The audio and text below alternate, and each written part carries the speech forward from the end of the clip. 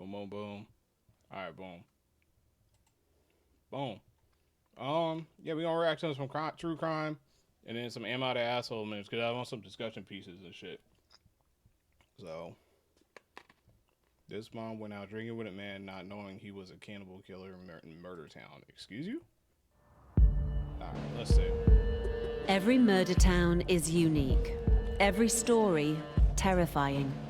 Tonight, we visit a town which was home to a sadistic killer. It's not every day that somebody you know murders someone. We examine a crime that shook everyone. He cut off flesh from her thigh and cooked it. And we reveal the devastating impact on an entire community. It's tormented a lot of people, and you just don't know when it's going to end. In tonight's Murder Town, we're in Darlington. Darlington. One time. Don't do that. What's up, Marcus? Young Marcus, the disciple, the prophecy. Like going through crime cases. Actually, that'd be dope for you because you actually know the law and shit. Hold on, wait. Let me see. Where's Darlington at? Was Darlington, Texas? Oh, South Carolina. You know, like, the statistic of, like, how many killers you probably met in real life and shit, and you wouldn't even know? Or somebody who's done, like, a violent crime. Like, I think they say it's, like, 1 in, like, 25 or 30 or some shit. Like, you shook hands with, like, a killer or, like, someone who's done a violent crime. That's crazy. This is Darlington, England. Oh, this is England. Oh, shit. UK. Hello, governor. Type shit. Tonight's episode tells the story of a depraved killer who set in motion a sequence of events that left a whole town stunned. We're in Darlington, in England's northeast, a market town often associated with the birth of the railway. It's home to 100,000 people, a proud community that looks after its own. In 1998, it was home to David Davies, a local man who had followed his dream of joining the police, and who was now hot on the heels of the town's criminals. I first became interested in becoming a police dog handler probably when I was about 5 or 6 years old. I ain't gonna hold you. My dad was trying to get me to be a fucking cop for the longest time, and I told him the only way I would do it is if I was like in K-9 unit. I always wanted like a police dog to stay home and shit with. You know what I'm saying? We had a retired police dog as a pet before because he was on his like his owner passed away. But known for fighting for people. I said, put me in my cell. Oh, this nigga tried to give you the lollipop treatment.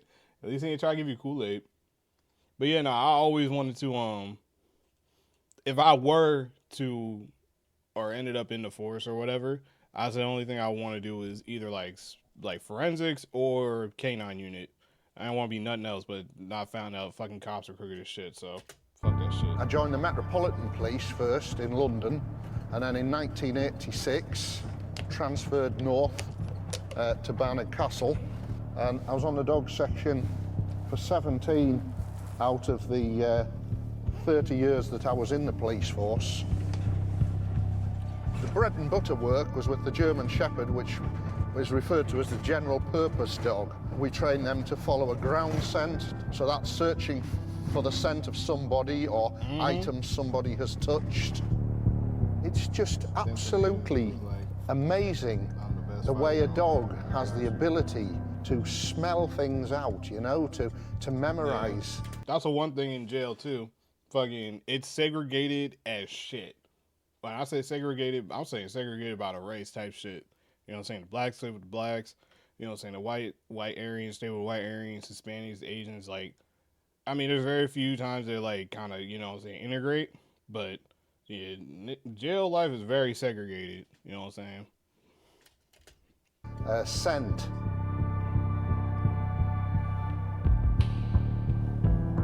With missing. One of the jobs David will regularly undertake was to help find missing persons calls. You've got to come out thinking, this is the one. This is the one where I get a really good result make a difference to somebody's life, save somebody's life, but often, no, to be truthful, there isn't a high success rate of actually locating the person that you're looking for. I don't have ad blockers. Yeah, I mean, most of those who probably survive with, or congregate with, like, it was a warm summer's sense. Night. I received a call over the force radio to look for a missing from home. I was given this area to search, the banks of the River Skerne, and also actually Porlam Lane itself. Okay. It was night time, so obviously doing a search of that nature is, you know, is risky because you're out in the pitch black. You don't want to be falling into a river. You're working on your own. So I decided that the safest and the best practice was to start my search actually here at this location at Porlam Lane. When I initially came down here, walking across that bridge, everything on the left-hand side is the same. Look at the dog. I think saw the drone. Everything on the left-hand side is... What you looking at? Look at him. Look at him. I think I saw that drone. He's like, what the fuck is that? The same. But on the right-hand side, we can see that there's now a new development. I ain't gonna hold you when it comes to the crypto shit. I am not educated enough in that to give a fucking like any type of advice or anything on that. I mean, if we can find something that gives legit, I guess, explanation of it, most likely. But I don't know. I don't go with all the crypto and all the, what's it called? Not the crypto. What the fuck was it where niggas was just selling picture? No, like Bigfoot and stuff. So that's what it's called? Oh, okay. Yeah, we could do some shit like that. About this location now, dark looking shit released too, but the dog of the day, which was police dog Tyler, and tasked it with searching this area for anything bearing human scent. He pretty much immediately ran straight down away from where we are now to around about the location where that first lamppost is. His head went up in the air and he started to sample the air or sniff the air. He's a skinny He then jumped up, put his paws up on the wall, started to run to and fro like he was playing a piano, and then he started to bark. The bark being the indication that he had found something bearing human scent. I've gone across to where he was, looked through the fence or the hedge and seen what looked like a derelict house, a derelict bungalow. My initial reaction was that he's probably found a homeless person. I called out to see if there was anybody there, no replies, put my arm through the hedge, felt what I now realise was a bin bag, pulled at it, which caused it to split open a little bit, and of course that released the smell of decomposing flesh. Oh. I took the dog and put him back in the van, and I went back to have a closer look, but being mindful this might be a crime scene, I didn't want to damage any evidence. When I got into the garden, to my surprise, there was actually a lady who lived in this house. She came out and she said, "Oh, I wouldn't worry about that, dear. 2 lads threw it over the wall a couple of weeks ago. They told me it was a dead dog." And you was just cool with that? You didn't think like, oh, that's fucking what? I don't know, British niggas, bro, they probably don't give a fuck like that, but you thought it was just, if somebody didn't bury a dog or didn't, like, dispose of it right, no. I had a look in, and I can only describe it as looking like a pillowcase or something like that, a pillow slip containing what was obviously rotting remains of some flesh with some bone. There was a lot of insect life in there, and it was essentially just very slushy to look at. But could be consistent, obviously, with somebody having thrown a dead dog over. It was about the right size. David's search for a missing person had unearthed some mysterious remains and a baffling claim from the homeowner. But what was the truth? David needed backup to work out what was going on. Nothing had been suggested to me that this person was anything other than still alive. So when I found this bag, it clearly had to be dealt with, but in the back of my mind, I didn't really think at that point that this was a human. What the fuck? Well, I mean, I was about to say, what the fuck else do you think it would be? But I mean, like, it could But what be had animal. David found? What had been going on? It's just still more the fact that you found decomposing of something living and you was unsure about what to do. Nigga, start the investigation. The fuck is wrong with you? As the investigation commenced, the true horror of a killer on Darlington streets began to emerge. You might expect this from, you know, the big urban city, but not country towns. Suddenly Darlington was thrust into a horror movie.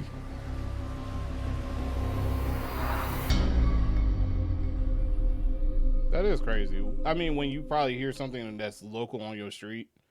All over the UK, there are small towns with proud histories and thriving local communities.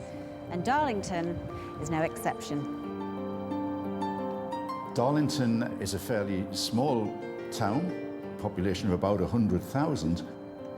Andrew Smith helped to keep the town connected through his role at the local newspaper, the Northern Echo. It ranges from working class people. Obviously, there is a section of Darlington that's probably at the lower end of the social scale on benefits, but there are also large areas of Darlington, particularly towards the west of the town, which are affluent, well-to-do, nice leafy suburbs. It's a nice town to live in and to be around. I think I was interested in journalism because I was quite good at English at school, and it seemed, you know, take the easy option. But I was also obviously interested in stories, in news, in people. There is crime, obviously there's petty crime, there's burglaries, but really it's pretty much run-of-the-mill, I would imagine, in terms of any town of this size in England. In the late 1990s, it was a town that was home to Julie Paterson. Julie Paterson was mother of 4 children, 31 years old. By all accounts, Julie was a likeable girl, popular, had a good circle of friends. Oh, that's probably the victim. She My bad. had a fairly tragic life. Her mum died when she was very young, about 3 years old. She suffered from depression. She was on Valium, but my understanding is that Julie just wanted to be loved and she wanted stability in her life. And You're that's right. what But I don't feel like I don't want to miss nothing because I feel like Her like now brother they're was Michael identified as victims. Paterson, and I don't they wanna spent miss their early nothing. years in nearby Durham. The one there's of me and Julie. Oh, this nigga got I think a. at the infant. Hold on, that nigga got a fucking. The one there's of me and Julie. Oh, that nigga got a fucking head tat. He got the Mike Tyson shit. Julie. I think at the infant school. Both had the same colour Oh shit. Yeah, homie got that. Okay. hair when we were younger. That was Julie when she was in the Girl Guides. 1981. 81. Was always happy going to parties, birthday parties with Homie her got some shit on his school chest, friends. That nigga, he got some shit. Happy times. They're memories that I have to keep about Julie. There's only a handful of photos of me and Julie together. We grew up together in the centre of Durham. We argued like brother and sister do all the time. I was always there for her if she was ever upset or anything like that. Julie was lovely. She got on with everybody. She was well known in Durham, friendly with everybody. She never stayed in one place for too long. She moved about. Yeah, even he even talked like he got some, like he did some shit. Not saying he killed his sister, obviously, but yeah, nah, that nigga was a roughneck. Down was the longest time she'd stayed anywhere. Julie had a boyfriend called Alan Taylor, with whom she had a child. I believe Alan Taylor was absolutely devoted to Julie. I think generally Alan Taylor and Julie were in a good relationship. We first became aware on the Northern Echo that Julie was missing when one of our reporters was informed by the police that they had a missing person. And I think at the time, you know, a missing mother of 4 would normally raise a lot of alarm bells. But initially, that probably wasn't the case. And I think it was because of Julie's character and her lifestyle. It was known that in the past she had vanished from home for a few days on end. So I think it was only after several days of looking for her that her boyfriend reported her missing to the police.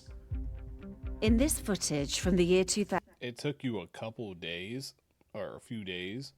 I understand maybe the first day, but if somebody don't come back within, like, you know what I'm saying, the next day or some shit, like if 24 hours pass, that's when I'm like, all right, you know what I'm saying, looking around, report, like, file a police report, all that shit. A few days, my nigga?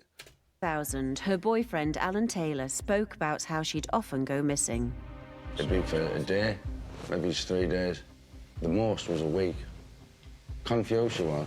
I'll be honest with you. I just, like all the other times, just waited till she came back, and obviously like started looking when she hadn't come back. She had various appointments which she had to keep each week. One being picking up a Valium, 2, seeing her daughter, turned up, no Julie. I really started to worry when Julie hadn't turned up for her eldest daughter's appointment, because Julie would not miss out. So Alan eventually reported Julie's disappearance to the police. Once detectives got hold of the case, they started to wonder if Julie had come to harm, and they requested routine searches of the riverbanks, parks and fields around Darlington. But this is a town where the green spaces have often been home to tales of tragedy. In 2010, the body of George Akers was discovered in a graveyard in the town. He was found to have 39 separate injuries, and 2 15-year-olds were found guilty of his manslaughter. And in 2013, Alan Youngson was found murdered in a woodland close to the A1 on the outskirts of the town after being missing for weeks.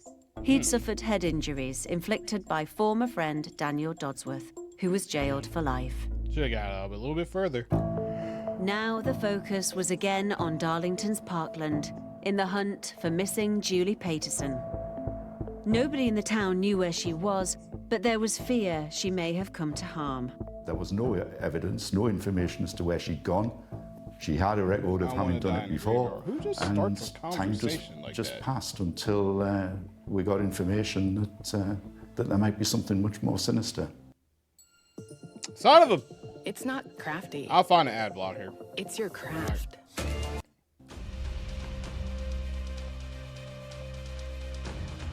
Our relationship with Darlington Police at the time meant that we knew very quickly that a body had been found in a bin bag in Darlington.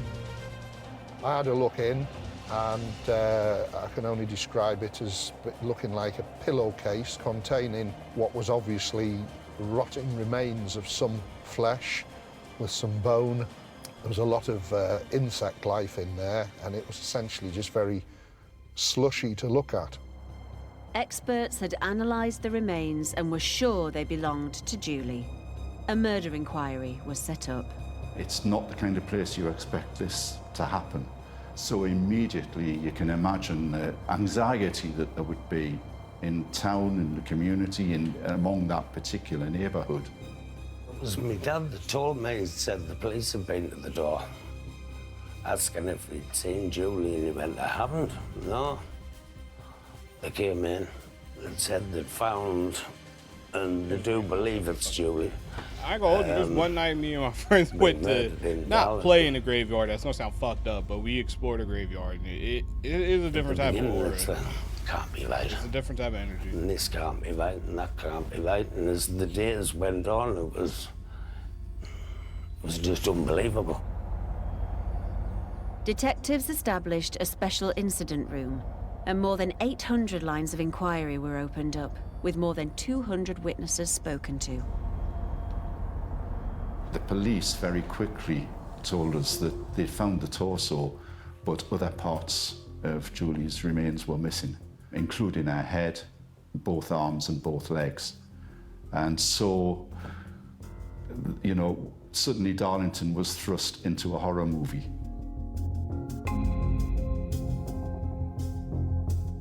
Word of the discovery quickly spread to locals here.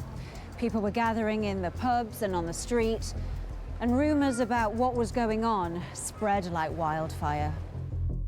It made national news, this. Darlington became the centre of a media circus, if you like. You know, the media were all in town, they all wanted to know about this story.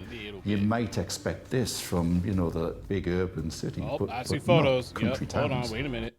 With the girls and with women, a young man who could turn on the charm. I think, you know, quite popular around the pubs of the town. I think he was a drinker, but he did seem a man who used his charm and his charisma and his popularity to target vulnerable people. Harker joined a punk band, and his appearance began to change. He even got a number of tattoos on his head, one reading disorder, and another saying this is the guy in the subhuman. thumbnail. Okay. He had a dark side to him as well. I think he craved notoriety. He loved to think that he was somebody who people would take She notice met of. in Minecraft Twitch. Now making friends who confess he became. Okay. The evidence that Harker had a record of violence, that his friends had said he had, told them that he'd murdered this girl, that he'd killed her. It was inevitable that the police would search his flat. Okay, so they found it first, so this is The police gained entry to this flat, and they went in. Place look fucking burnt. God damn. And very quickly discovered that Is this it a was a murder UK scene. bando? There's a bando in the It was UK. It's absolutely crazy. convincing that he had killed somebody there. There was blood all over. There were blood in the bedroom of the flat. A police forensic officer said at the time that the basement resembled the climactic scene from Silence of the Lambs. Oh, it was absolutely That's a appalling. There was crazy blood description. everywhere, and it was just an absolute horror scene. They knew they had their man. When I first realised what had happened, it was when I looked out the window that morning and saw the place surrounded by police officers and forensic officers. And then I kind of knew that there'd been a murder or something gruesome. It just strikes me as odd that something like that could be going on not very far away at all. And This is gonna sound fucked up, but I'm gonna say it. Especially in fucking UK. Why do legitimately y'all they say like white people share like the same like 5 faces?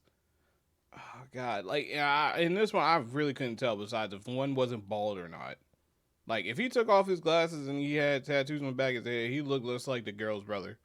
you're Like, completely unaware Jesus of it. Christ. It's not every day that somebody you know murders someone. Harker was quickly arrested in the town, and police could now piece together the horrific details of what had gone on. Forensic reports confirmed that it was Julie who had been killed in that flat. And as police soon learned, Julie and Harker had become friends in the days before her death. In April 1998, Julie Peterson, David Harker, they met up in a pub. Harker courted her over a few drinks, persuaded her Like if this nigga was bald, put some glasses on, he looked like the other. You know what? to Let me go back stop. to his apartment. I'm profiling. They had sex together, but he found a pair of her tights just either behind the bed or on the bed and took it into his mind to strangle her. He then actually had sex with her body after he killed her. Oh, hold on, it's getting crazy. What the fuck? He cut off flesh from her thigh and cooked it. Excuse me? And he ate it with garlic, pasta and cheese. This nigga seasoned it in the whitest way possible. Only they was missing was the mayo, and that just pissed me off.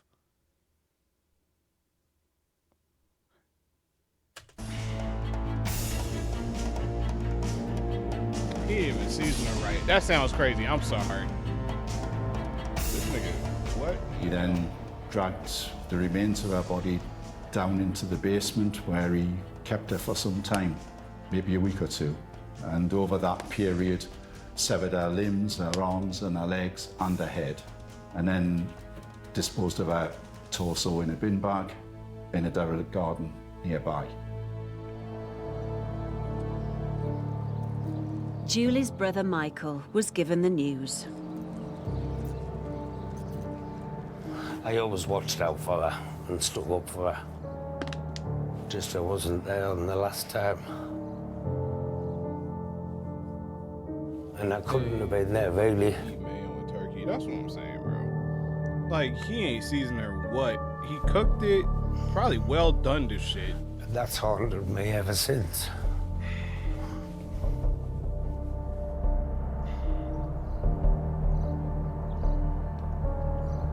I mean, I got a question though, Chad. Y'all think fucking, like, if you was, you know, stranded with, I don't know, say another person or some shit, don't have to have much relationship with them, but y'all are, you know what I'm saying, y'all are stranded, I don't care, on an island somewhere, and y'all are away from civilization,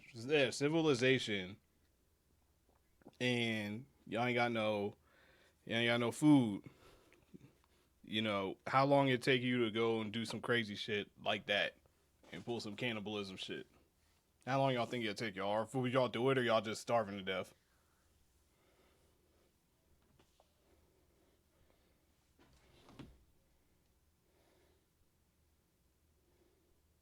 Like, y'all just starving to death, or y'all gonna cut a motherfucker up and cook him like it's a steak dinner?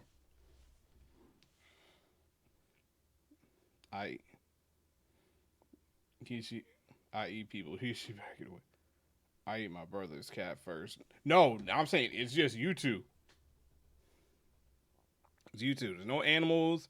There's no fast food. There's no stores or nothing. Y'all just surviving in the wild. Y'all finding whatever y'all can first, or y'all... If I go crazy enough, who knows? That's what I'm saying. I think everybody got a limit. I'm not justifying what this nigga did, because obviously he just did this off the fucking cold cut. But day one, move away from me. It takes you, your shit's a day. Fuck, your shit's a day. Damn. Like, if we can't find nothing, Jesus Christ. Don't trust me. Hey, you know what? You said it. A day, though? Nah, I think, like, I give people, like, a couple weeks. If you can't find nothing else, because the body can't go that long. Matter of fact, you got there. All right, Shells. All right. She was only 31. Oh, shit. She my age. And my mum died at the same age, 31.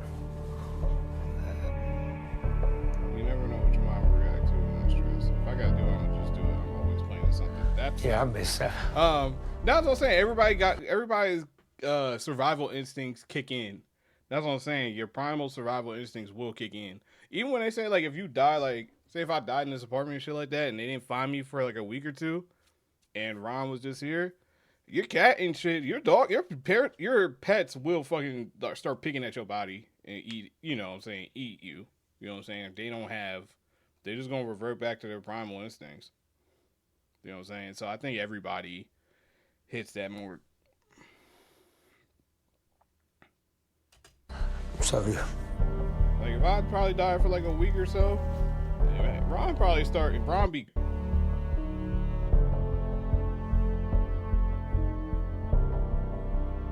I can survive, but like, why waste perfectly good meat? Because you could probably survive and find something else. You shouldn't give it day one. David Harker was now set to face justice. When it came to trial, he wasn't charged with murder. He was charged with manslaughter on the grounds of diminished responsibility. He was given an indefinite jail term with a recommendation from the judge that he should not be allowed to be considered for parole for at least 14 years. 14 or 40? I always remember me and my dad sitting here, the judge over that way, and he was only there. I mean, they didn't show any fucking difference. All right, we're gonna get off this one.